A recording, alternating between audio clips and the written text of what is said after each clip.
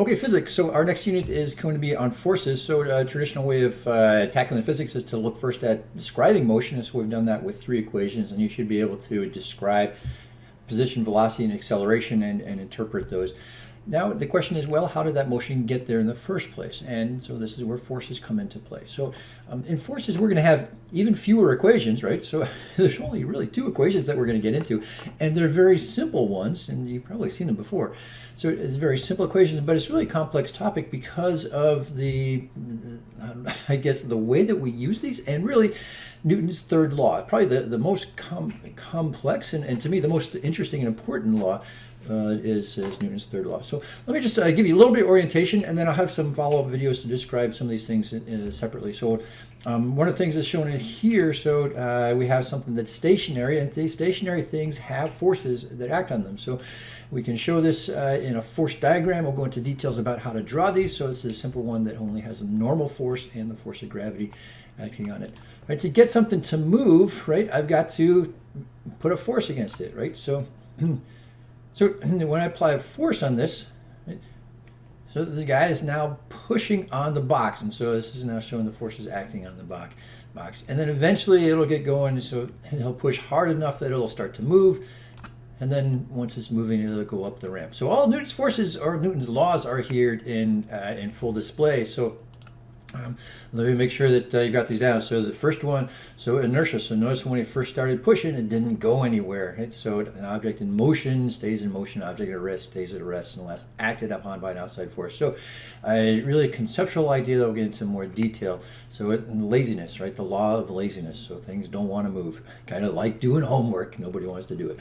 So second law we'll get into, that's the calculation. So acceleration is related to force over mass, so we can calculate acceleration. The third law, though, to me is really the most interesting one. So it says that forces come in pairs. Now sometimes people write this as an action-reaction thing, but really, to me, I like to think of it in terms of pairs. So for every force, there is a counteracting force someplace in the universe for every single one. And this is really tricky to get your head around. So it's easy to see on something like this. So the box has a normal force and the force of gravity.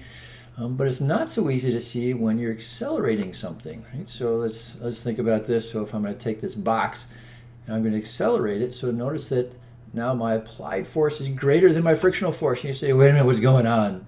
Trust me, both of those forces have a counteracting force somewhere in the universe.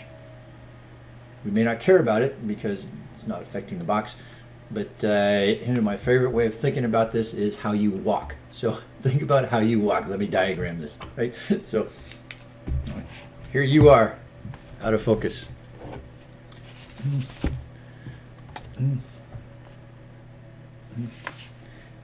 Here you are.